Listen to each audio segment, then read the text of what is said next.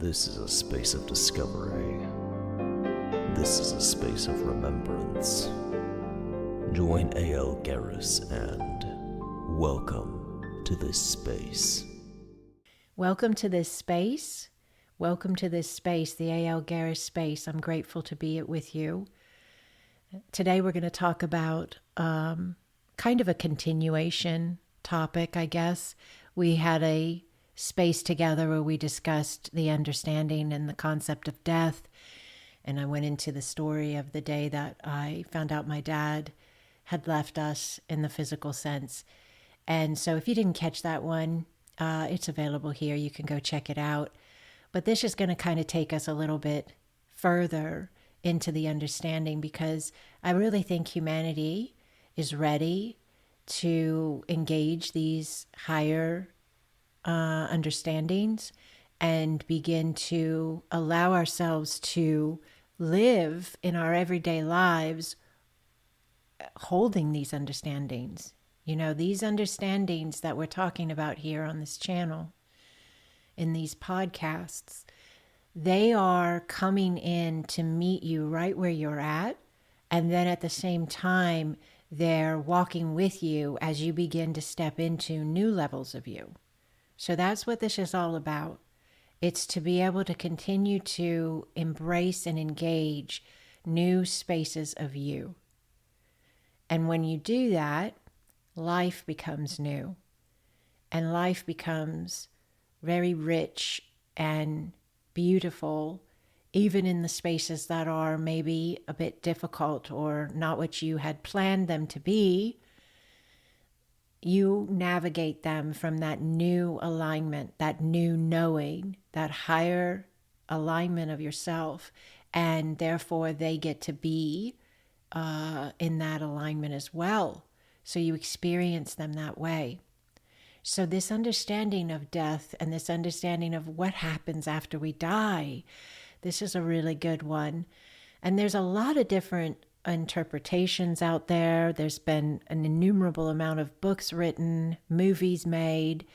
People have created YouTube channels and podcasts that are dedicated to near-death experience, you know, people that survive a near-death experience, and they have these incredible visions and understandings as they're in that death state. And they bring those knowings back and they share them with us. And it does really give us a lot of insight.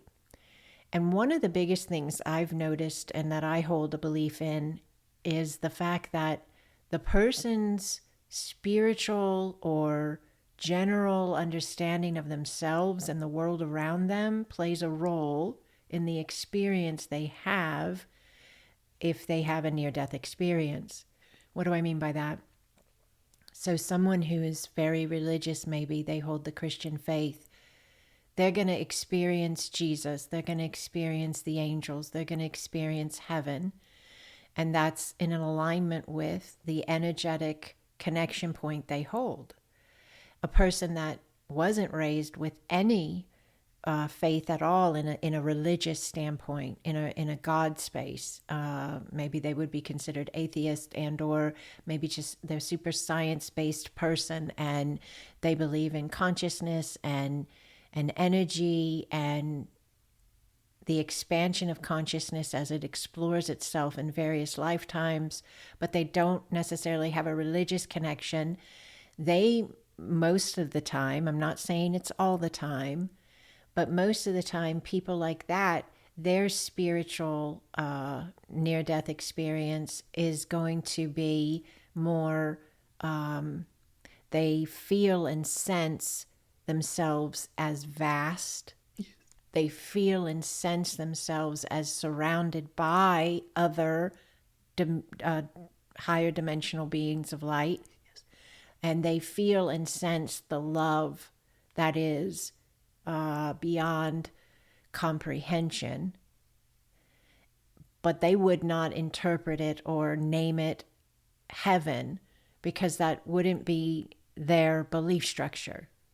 And then there's all these other beliefs in between. There's people that believe in in heaven in Christianity, and yet they think they are unworthy, or they didn't say what they needed to say and do what they needed to do according to those teachings they believed in. And so they might experience hell. I've met people that have said they were in the pits of hell and they saw demons and they shouted out and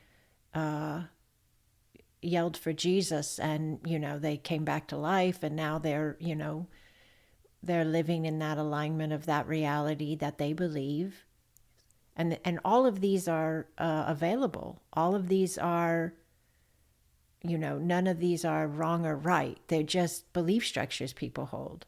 And we've talked about this before in other videos and other podcast spaces here, where whatever we believe is designing and aligning the reality we're living and experiencing, whether that's in our physical world or whether that is in the space of our dreams when we sleep at night, or whether that's in the space of an energy session or a meditation session we have, or whether that's in a space of a near-death experience, or we individuals that do die and they leave the physical, like my dad. And then I had that experience recently where he came and he spoke to me, and I could see him where he was, and it reflected his belief structure. None of these are wrong. They're just all in alignment with where the individual is coming in at. And there are those stories that we hear of people that a child has a near-death experience and they were not raised in church. They were not raised, the family doesn't, teach them a religion, but yet they come and they relay back they saw Jesus or they saw angels. Those spaces exist, absolutely, 100%. What is my take on that? Because those children are part of a collective. So they're part of a consciousness that is within an outline of a species, the human collective. And so in that human collective are all of these available connections energetically. They create experiences for the individual. And these children are tapping into that alignment. Most likely because there's also a massive belief structure inside of humanity, again, not deemed right or wrong, just talking about the understanding itself, that there is a massive belief structure within the collective of humanity of Jesus and let the little children come unto me. So there's automatically this space of safety related to Jesus and children. So a child experiencing a space in which they could be afraid, there's a collective energy available to, in a sense, align them with a peace that passes all understanding in the connection of the belief structure of Jesus. So these are all available. There are so many stories of children who will, we talked about this one before as well, see a photograph of family, and some of the family died before they were born, and they're young, they're little, they don't really know all the names of all the people in the family, but they see the photo and they name the people that died, and they say that they're there with them, unseen, but still there with them. Oh yes, that's Pop. He's in my bedroom. He plays toys. Oh yes, that's my Meemaw. She colors with me in the closet. And these family members are just in awe of these children's ability to name these family members they've never met that are deceased, but they are just no longer in the physical sense, and these children are still able to register them in the understanding that they're still reading beyond the veil. And so what is going on beyond the veil? What is going on in this space where all of these variations of interpretation and experience are available based on your belief structure and your, connection point? What is going on when we die? What is going on when we leave the physical? And so it's a huge topic, and we could probably do hours upon hours, but I'm just going to condense it down because the material that you are going to hear in this space is, it has an energetic signature. It has a vibration. Everything does.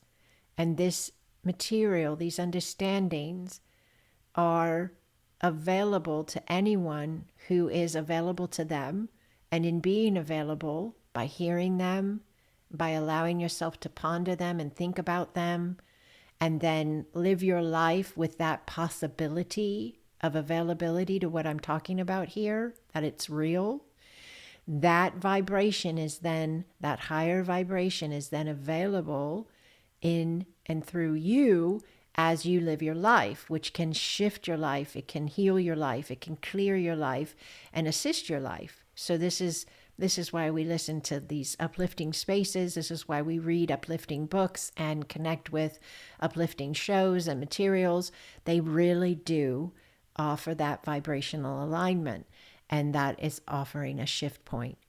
So beyond the veil, the information I could share with you today that would be helpful is the understanding that there's a vastness beyond the veil, but we're going to look at one space first, and that is, say you have a specific loved one that is no longer in the physical form. They've died as far as physical, and your terminology can be whatever your terminology is.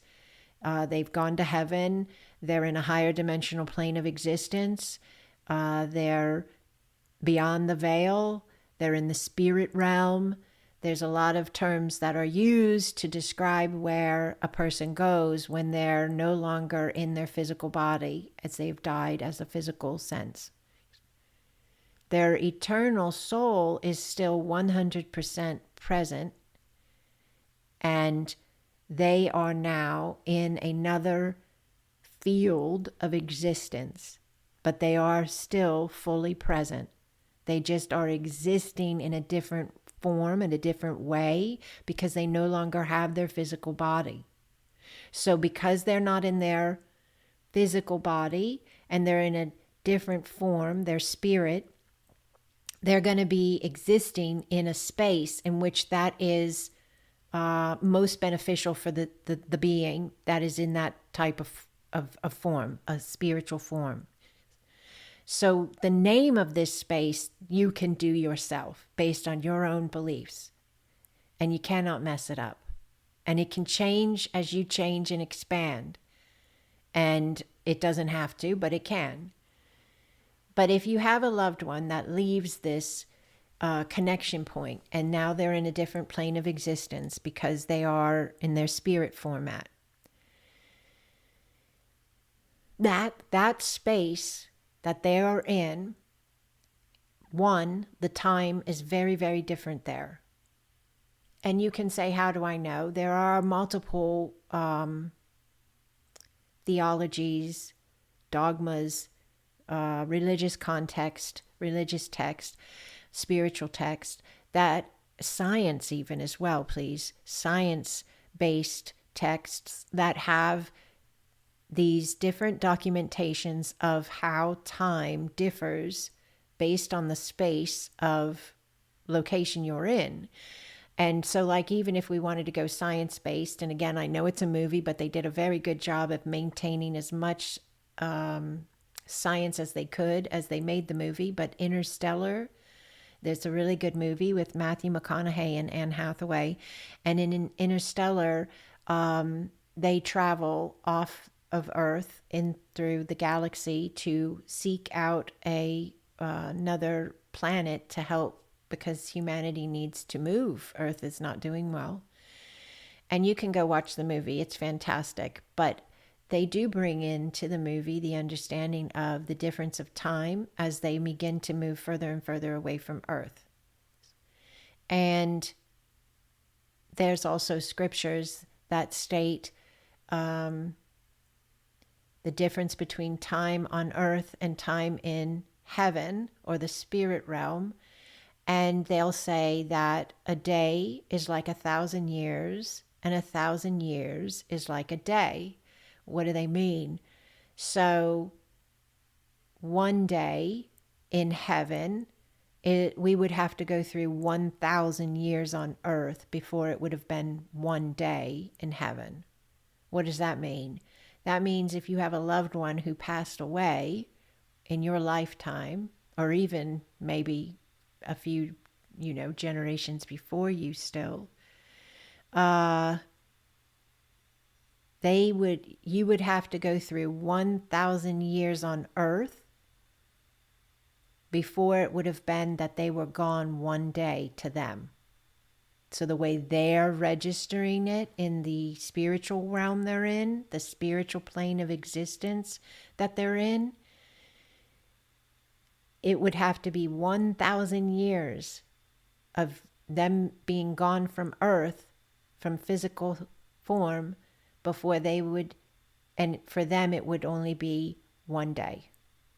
So I find that really fascinating and interesting, and also encouraging, because if you have a loved one that you have lost and it's been years, for me, I think we're looking at 31 years since my father died.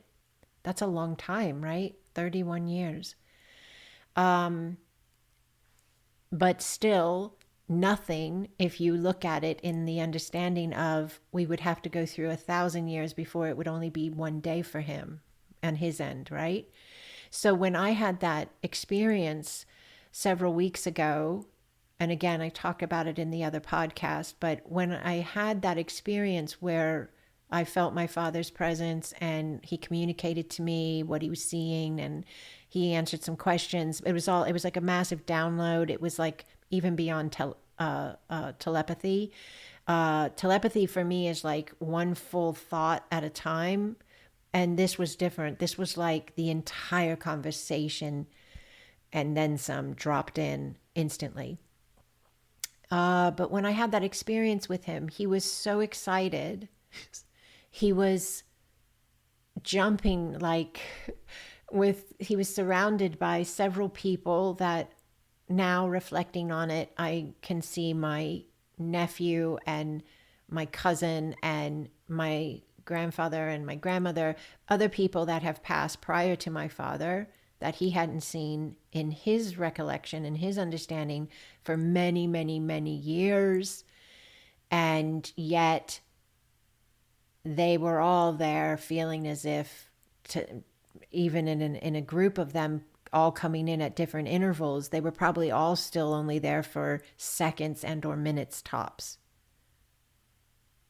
If we're allowing this concept of time and the way that we understand it could possibly be, then how uplifting it is to imagine the loved ones just being so excited and so in awe of the beauty and the bliss that is surrounding them and their loved ones. And for them, they've just got there. Like, let that one sink in for 2 seconds, please. They just got there. So if your mother or your father or your child or a sibling or whoever, dear friend, passed away 10 weeks ago, 10 years ago, 30 years, it doesn't matter. It's still only been like seconds, maybe minutes, depending upon the time frame, but still so fresh for them. How does that bring you comfort? Well, for one, I feel so much peace in knowing my father is in such bliss. He's so happy right now. He's so excited. He hasn't even really contemplated missing us or being away from us at all in any way, because he's still taking in this space he's just arrived to, because time is so different beyond the veil. And even beyond the concept of time, there's that understanding of no matter what the belief structure is of the person who is having these experiences, these near-death experiences, no matter what the belief structure is, most of them, like 90% of these near-death experiences, the people come back and say it was the most beautiful space they had ever been in. They felt more peace. They felt more bliss. They felt complete love, complete safe. Most of them said they debated whether to come back or not. So imagining the time factor and imagining the understanding of that beauty, and then imagining your loved one there, it's just, for me, very comforting. For me, it's extremely comforting. And I think of it as if my dad went on a trip, like you would take a trip to Hawaii, or you would take a trip to Europe, or if you're in Hawaii or Europe, you'd take a trip to the US.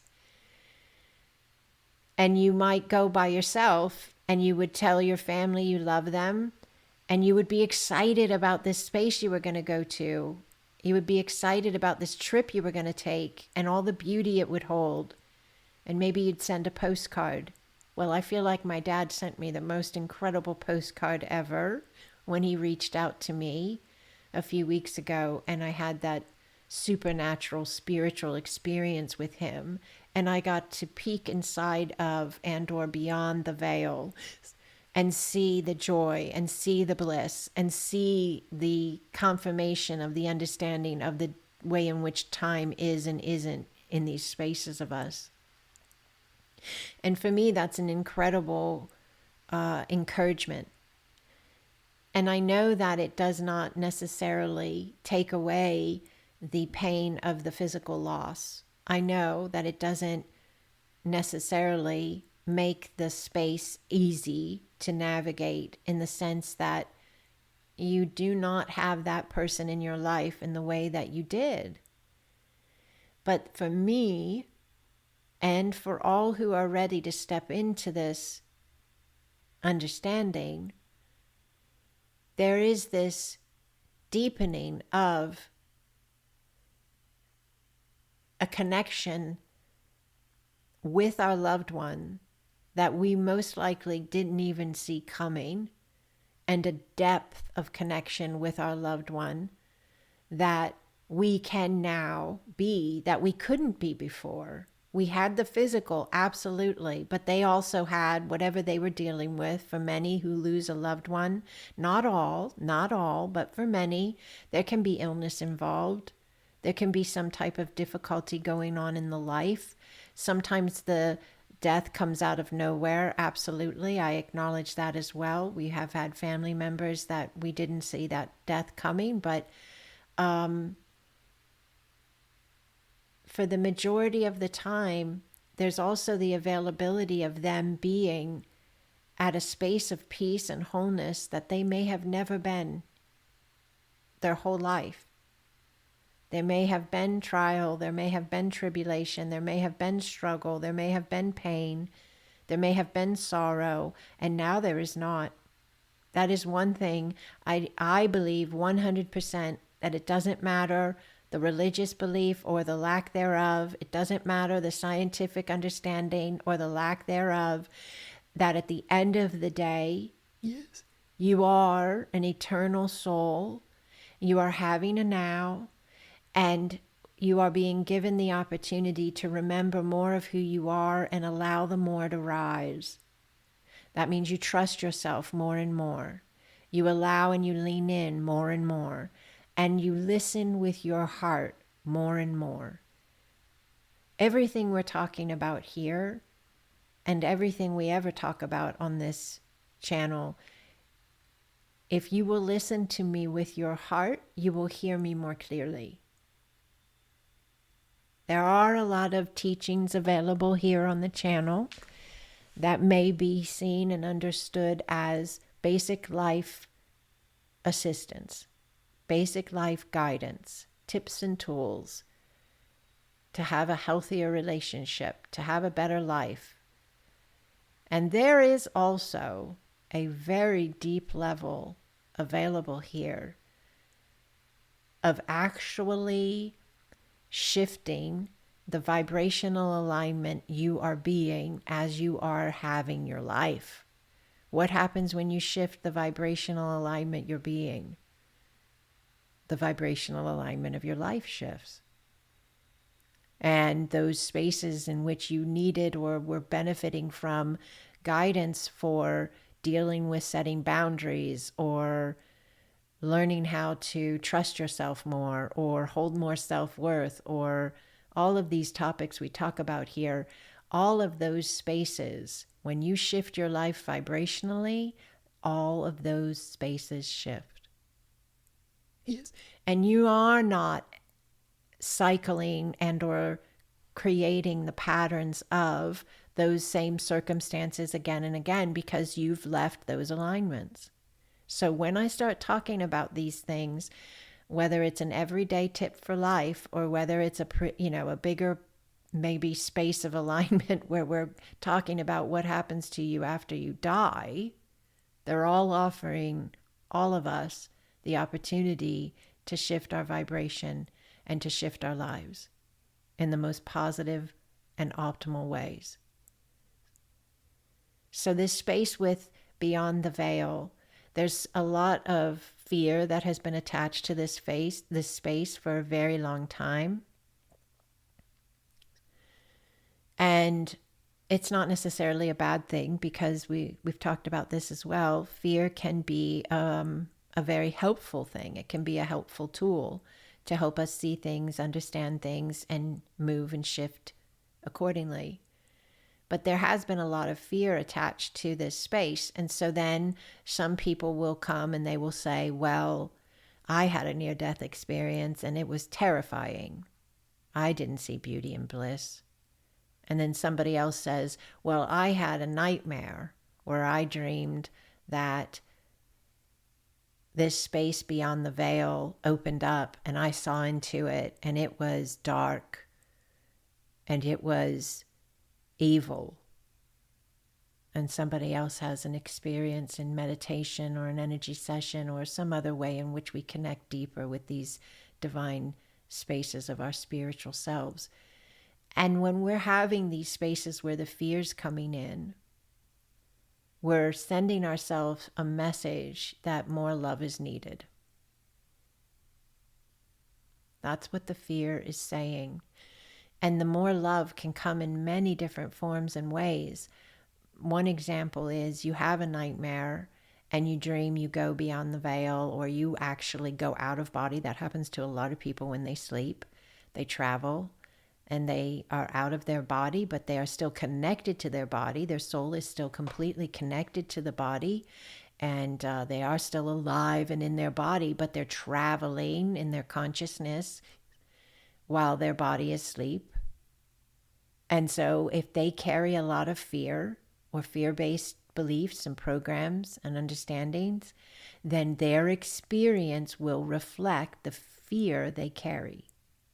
So if you're dreaming about demons, or you're dreaming about dark, evil spaces, or you're experiencing your astral travel, astral projection, out-of-body experiences, and they're dark or evil or daunting or dense in some way, there's fear there in your belief structure that is asking you if you would like to alchemize it with love. Would you like to shift that belief? Would you like to change that particular understanding and alignment of yourself? Would you like to experience going out of body and it be beautiful? It be educational? I had an incredible out-of-body experience many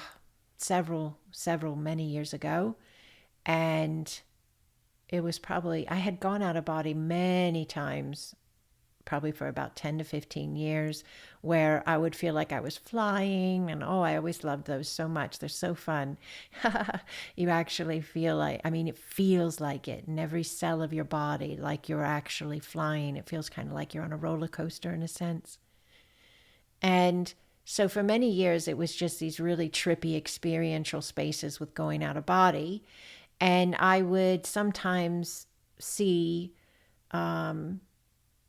spaces of life that were in those spaces I was traveling to, like maybe where I grew up as a kid. All of a sudden I would be out of body flying over the home that I used to live in when I was a child.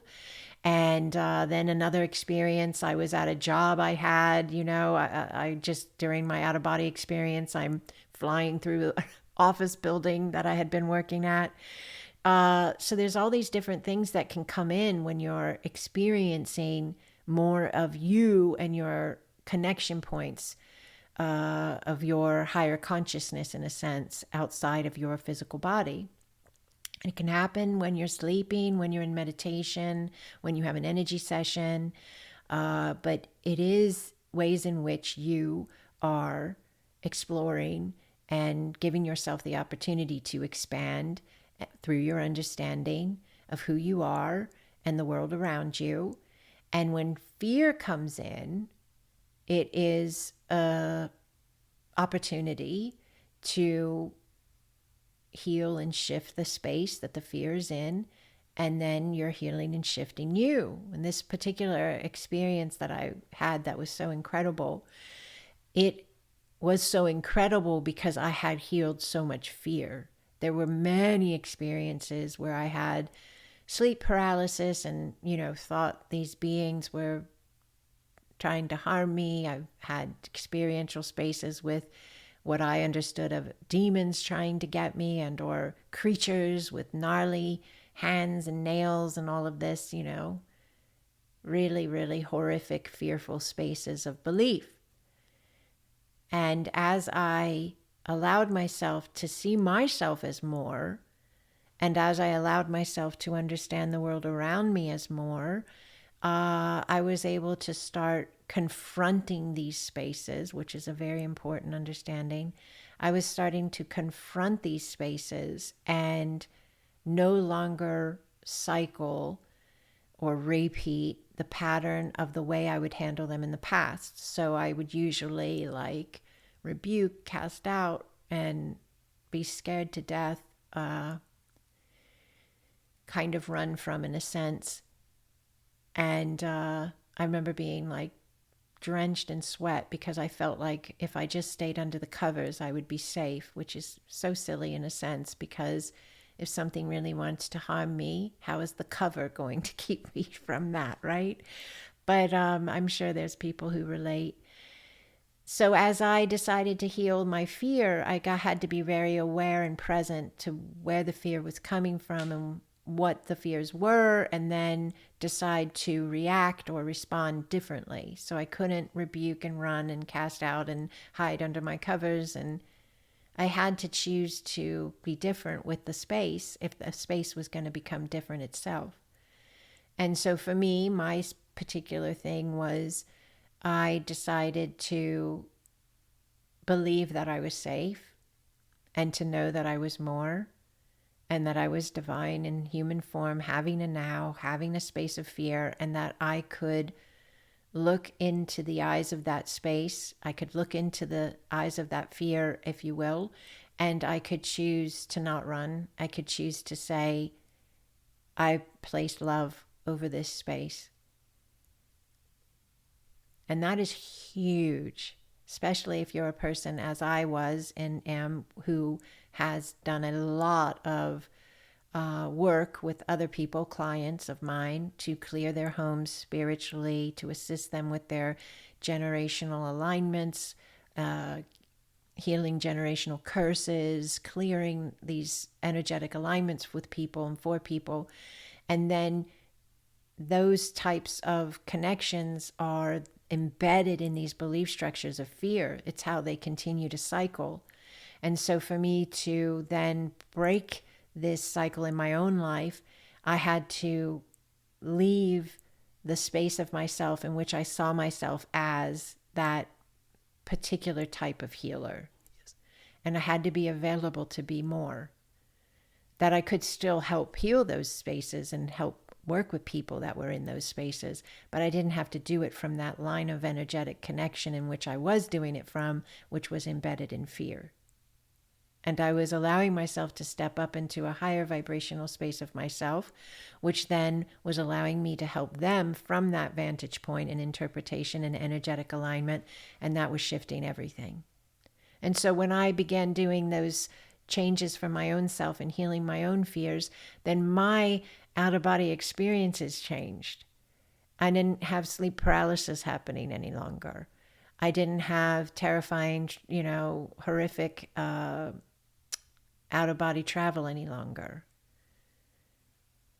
everything became much more clearer. So when I would go out of body, there always was this, and still is, this level of, it's like a way in which we send ourselves messages when we go out of body. It's dream state like, but there's another level to it, to where you see things and you register things and you interpret things that are absolutely 100% just like there in the space, but at the same time, they're a really big message. So you have to, or you don't have to, but you can be available to the messages. And so when I shifted how I looked at fear and how I looked at the spiritual realm and the planes of existence and death itself and what happens to the soul after it leaves the physical form, once I shifted all these things, and I'm always shifting, I'm still doing it, I was opening up the flow of peace and balance in all the ways I was experiencing, including my out-of-body travel. And I had this really beautiful experience with a higher dimensional being of light that had a really deep voice. In fact, I hired a voice actor to do the intro to the podcast for this show, and I wanted to emulate the voice of the being that I met in that higher dimensional space of connection, because it was just such an incredibly protective voice and kind voice and stoic and strong. And so I conveyed to the voice actor best I could the details of the voice that I so dearly love, that is this higher dimensional being that I communicated with in another plane of existence. And please hear all these words, they matter. And they will assist as you expand yourself and your understanding of yourself and the world around you. So I conveyed that to the voice actor. And so when you hear that intro, there is a meaning behind that intro. It is a shout out, in a sense, to the beautiful, divine, higher dimensional being of light that gave me innumerable answers to every question that could ever be asked. I didn't even ask. It was the trippiest, coolest space. But I was aware that I was in another plane of existence. I was aware, and we can do a whole nother podcast on this because it's really cool, but I traveled through dimensions. And this is not a dream. This is not like a cool imagination space I have. This is my reality. And if anybody has ever gone out of body or had these types of experiences, you know exactly what I'm talking about. It's real. We are consciousness. We are vast. We are in human formats having a now. And we are learning about our vastness more and more every day with every breath. And so these experiences are upticking because we're available. We're available to them. We're available to ourselves. We're available to our remembrance. And this is ascension. This is spiritual awakening. This is what happens as consciousness expands. And that's what consciousness does. You do not be eternal and stay in one space forever. We'd get so bored, we wouldn't know what to do. We're expanding beings. And this is what we're doing. We're expanding. So when I was in this multi-dimensional, interdimensional travel space and I met this being and he was giving me all these answers, I wasn't asking any of it. It was like he just knew he had a certain amount of time and I was present in the space, and he knew, I felt in my being that he knew, and he was a part of my journey to the space I'm in now, which I work with clients, students internationally and have for several years now. And I stepped into this authenticity. I stepped into this alignment of myself.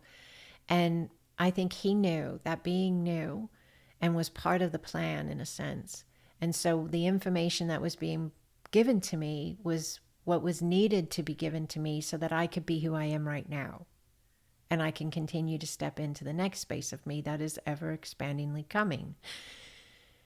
But the information was profound. And I couldn't even tell you all of it because it was so fast. It was like he just kept saying one fact after another fact after another fact after another fact. But I do remember, because I was trying to like picture them as he was speaking so that I could recall as much as possible. And so I do remember one of the things he just said was like everything was a fact. It wasn't like the answer to the question, blah, blah, blah. It was just the answers. So he would say, you are eons and eons and eons old. He would just say this information. That was one of the ones that stuck out to me, okay? But that experience space happened because I had healed so much fear. I wasn't done. I still had more to heal, and I'm still healing. Everybody is always, always still experiencing the next space of themselves, right? But I had healed so much that I was able to have the experience I had because I was no longer stuck in the cycle and the pattern of seeing beyond the veil and seeing death and seeing the spiritual existence planes as only evil and dark and or extremely bright and heaven-like. So because I had learned to navigate the variations that are available based on my own belief structure and the way that what I believed about myself and what I believed about the worlds, and I do make that plural, around me, that was why I was able to have that interdimensional travel and then higher dimensional connection points. And if you're familiar with my content, I have another channel called A.L. Garris on YouTube. It's more visual in the sense and energetic in the sense that I share video content of the space in my sanctuary in my home where I film and connect in with higher dimensional beings of light. So what I'm telling you about, that I had this connection verbally and in a sense, in my essence, I was with them. I also have these things happening in my physical format, in the visual around me that we can pick up with a camera. I don't use high-tech equipment. I have just like an iPhone camera, but I am able to pick it up if I do the lighting a certain way in the room to where the flash is on. I can pick them up, and they are exquisite. They are incredibly beautiful and divine. Spheres of light, 3 foot, 4 foot in diameter, flashes of light, pillars of light. This is higher dimensional beings. These are higher dimensional beings that we are beginning to interact with more and more as we are expanding into this higher dimensional space of existence that we are part of. So it's all interconnected. It's all real. And it's all available. I teach a class called Celestial Expansions, and it's on my Patreon platform. And we actually are learning about really anchoring and implementing these belief structures and how they do shift your life. They do open up your life to that higher plane of existence, that there's innumerable planes of existence. I know there's a lot of theories out there, even in the science community, on like the quantum field and like how many dimensions there are. And I do acknowledge and believe that there is an availability of understanding that aligns with the reality of the human and earth, absolutely 100%. But then there is also a space beyond the human and beyond the reality of earth that is, in my humble opinion, incomprehensible. Yes. We will never fully understand it or us in that reflection and in that space of alignment. But that is actually the most beautiful sentence said in this entire podcast. That we won't understand it. And I believe we are better for it. To not want to allow the awe, to allow the wonder, to allow the limitless possibilities, yes, to be available, to heal our fears, and to engage higher spaces of ourselves by engaging through love love for ourselves, and love for the world and worlds around us that we are one with. And as we entertain the concept of death, the journey of the soul, the variation points of experience that are available based on belief structures, beyond the veil, in heaven, in the spiritual realms, that we're engaging from a space of that love, and that we're healing the older spaces that used to be the connection points of fear.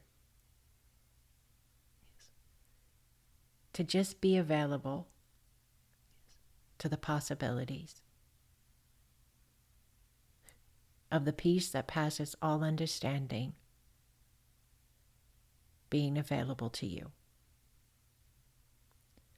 So I'm going to lay this at your feet, and I'm honored for every space we get to be together. Huge wave of love your way, and I'll see you next time.